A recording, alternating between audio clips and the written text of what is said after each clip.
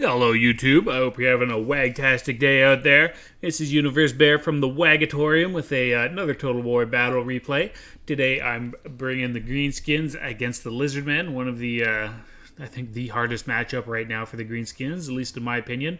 I showed one battle where I brought a more balanced build with a lot more infantry and a backline to try to deal with single entity monsters.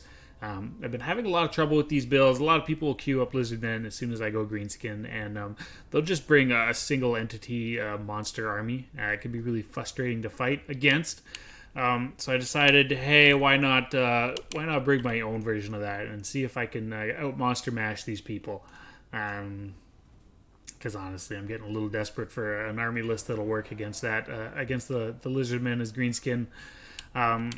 So I don't have quite as much choice for monsters as the Lizardmen do. I do get capped out at three big monsters, and then I have to bring monsters infantry, so that's kind of the most I can do.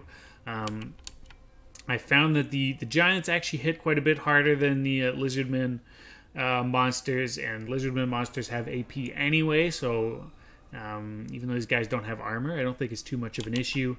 I brought the Arachnonaut Queen. I figured she could use her spiders to kind of muck up their targeting. So kind of act as a little bit of infantry for a while anyway. I brought a bunch of trolls. They have good AP. They have good mass. They'll be able to deal with infantry, I think, pretty well when they're massed up like this. And then I have Night Golem Shaman. He just has Itchy Nuisance to get that AoE melee attack debuff, which should help everything keep its HP up, considering Greenskins don't get any heals. And then he's got, of course, Vindictive Flare. Because how can you not bring Vindictive Glare? And then I just have a cheap Night Golem War Boss. He's got the Tormentor Sword, so basically the idea is a cheap a general that can just kind of get away from things and use a Tormentor Sword if anything gets too close. I would really like them to add a Ragnarok mount for the Night Goblin Shaman, or the Goblin Shaman Lord. I think that would be really cool, and then I could bring forward here. And even not for a monster mash, it would just be cool to have a shaman that could be on the Arachnarok's Queen, because right now the Wolf Rider Shaman Lord is maybe one of the lowest picked generals, just because there's very few, little bit of survivability there. He's quite squishy, so it'd be nice to give him that. And I'm pretty sure that's lore friendly, although I'm not the biggest lore guy. I did bring a bunch of skirmishers here. So the weakness, of course, of giants and trolls is if he brought a bunch of skirmishers, then they get taken down quite quickly. So I brought these guys to kind of counter that, and also just deal more damage to single entity targets. So Wolf Riders, Death Creepers, Mangy Marauders, and some more Forest God Spider Archers. They'll also provide poison to anything that these guys are fighting, maybe get them a little bit of an advantage that way. My opponent here brought actually a more balanced build, which I've kind of stopped expecting. Maybe I'm getting a little too frustrated with this matchup and the single entities, but he brought some skink cohorts, temple guards, so he's got this front line, I'm guessing, to take the Wog. Really take a beating on that side. They're very cheap, I think 300 gold, and then you can move in with this temple guard, clean up shop. Unless I brought Black Orcs, temple guard would do pretty good against most front lines. Maybe the big uns, Savage Orc big uns would do quite a bit of damage if they're getting buffed. But at least it would be, I think, pretty good value for them, although they are expensive. So if I did bring Black Orcs, that would be a bad choice for sure. You can see he has some Pterodon Riders up here, be able to provide some harass. Greenskins don't really have any air superiority, so they're pretty free to rain, unless I have my own archers, which luckily I do here. He did bring Krokgar. You see a lot of the new lords these days. Haven't seen Krokgar for a while, but he's still as strong as ever, I believe. He's got his little T-Rex there, his Carnosaur, so he's going to be, schwiggity-schwootin' looking for that booty, greenskin booty. And then he's also brought Lord Korak, which is definitely seems to be a very meta caster these days. Cold-Blooded, and then the Deliverance of Itzas.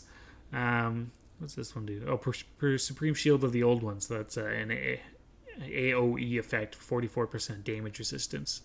And sorry if I'm mumbling or slurring some of my words. I'm just recording a bunch of these at once because I want to provide some more regular content, which is challenging with work and everything. Anyway, let's get this thing on the way. So, you know, he's probably looking over here saying, you know, what the hell did this guy bring? And I do feel a little bad, because usually I don't like single entity, you know, based armies. But I've just been getting so many of them with the Lizardmen that I want to try this out. So he's coming in here, just bringing everything. It's going to be a big mash of stuff. I do pop the wag, so we're going to have a ton of melee attack, 85. What do the trolls have? Trolls have 54, but that's going to be enough to get through the 38 melee defense there of the Temple Guard. I'm going to be going on Lord Crack because he's a bit slower. He did pull Krokgar out, and I think I'm going to turn around and start taking care of the flyers there, because we'll definitely win that fight with how many arrows we got. You can see this is not going too well for them. I got that -6, 26 melee defense, so it's negated a lot of the initial damage that they would have been causing, bringing them down to something like 6 melee attack, which is not strong at all. You can see now, though, that they're starting to do some good damage, especially against the trolls. The trolls do have AP, though, so they're going to be able to do good damage back against the Temple Guards. You can see over here that these Pterodon Riders starting to get a little wrecked. They're trying to fight back. They're not doing too much damage.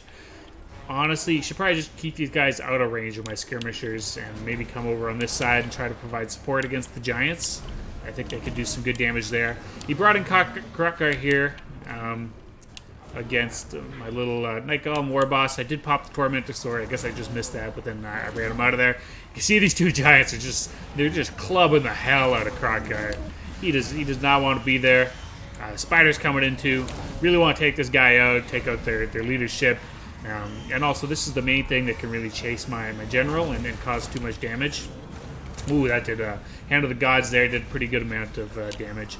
You can see he's wisely taken some Temple Guards and run down the very annoying Night Golem Shaman. So I think that was definitely a wise choice. I tried to support him with some trolls, but he's too stuck in there. Gonna run him through these skirmishers just because they got the mass to stop him. And luckily, he was casting the spell there right when they ran out, so it's not going to really hit too many people. Yeah, I don't think that did anything. You see the monster mash, still monster mashing. Trolls are running away, and I kind of bring them in as they get better. These Temple Guard are really taking out the Night Golem Shaman. He's in trouble, and these trolls are getting a little runny themselves. You see Krokgar really wants to get on this Night Goblin Shaman, and he is definitely making a good call there. I'd be trying to get on him too. But he's slippery, man. He's slippery. You'll get out of there. And he keeps using his spells on the skirmishers, but they're just too fast. So, you know, as long as I get a decent reaction on that, I can pull him out of there and not take too much damage. But I guess he doesn't have too much else to cast it on. So I definitely get that. He definitely did not want to come in here, though. These giants are just going to take him to Pound Town. Wow, yeah. Just chunking down that HP. Maybe he was trying to support his Temple Guard, and he thought he could get some good damage on the giants if he charged in the back, but as soon as I saw that, I just brought them to bear on him. And since he's gone, they're going to be taking morale damage. They are Temple Guard, though, so they're going to hold out for a little while longer. I got the skirmishers, I guess, shooting the Temple Guard. I'm going to turn them on Lord Korak pretty soon and try to start taking him down. And these Temple Guard, they've, what do they got, 7 melee attack. They're not going to be doing too much damage. You can see I have some spider hatchlings in here just to kind of mess them up, deliver some poison.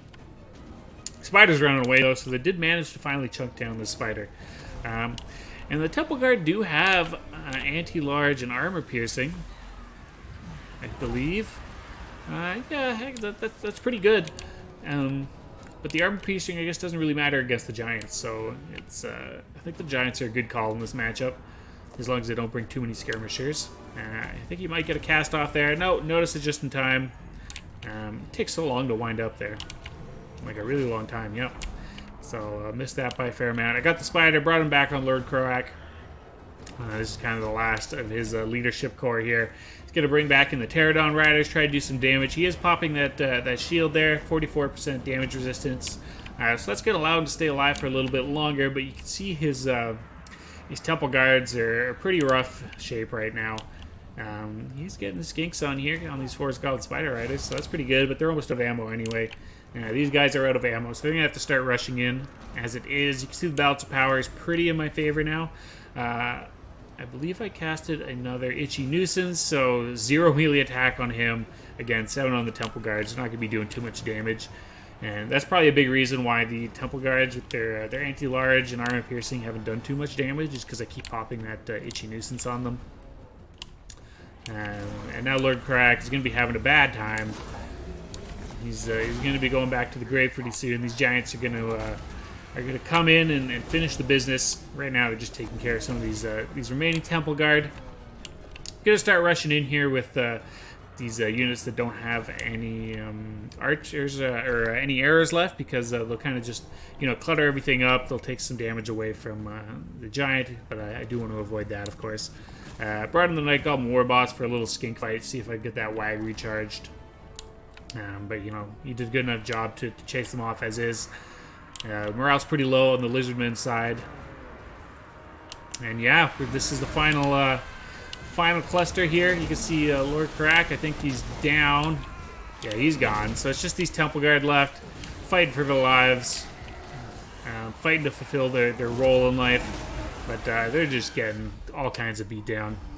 And that's going to be a close victory for the Greenskins against the Lizardmen. A rare sight these days. I don't know. Maybe you guys let me know if you have a good build against the Lizardmen, because I'm definitely struggling against it. I want to try this build out again, hopefully against a single entity-based Lizardmen army, because I want to see how well they can actually counter each other. My opponent did bring a more well-based, well-balanced army. So kudos for him for doing that and not kind of cheesing the game. Feel a little bad because I felt like I brought a cheesy build, but it's just something I want to try out. And he still did quite a bit of damage. He killed a lot of my trolls that were running off. Got rid of my Night Goblin Shaman. My giants were quite low, and the spider was taken down. If he could have gotten on the Night Goblin War Boss, that would have been a big swing, I think, for sure. But I just had the Tormentor Sword, and pretty much everything on my list has high mass, so it would have been hard to get at him. He could have brought these Pterodon Riders over to take care of the giants. They shouldn't have been fighting the skirmishers, because they were bound to lose that fight. They should have just tried to stay away, I think, anyway. But definitely a hard match for, I think, a list like this. Temple Guard, they could have done quite well, but with the Itchy Nuisance, it really brought their melee attack down really low. Maybe he could have used a few more of those resistance shields on them. Maybe that would have helped out a little bit. Hard to say. Anyway, it was a good fight from, Nid Hoggerl. Yep, that's how I'm going to say that. So a good fight, Nid Hoggerl. I hope we meet again on the ladder, and next time if I see your name, I'll bring a more balanced build. All right, guys, take care.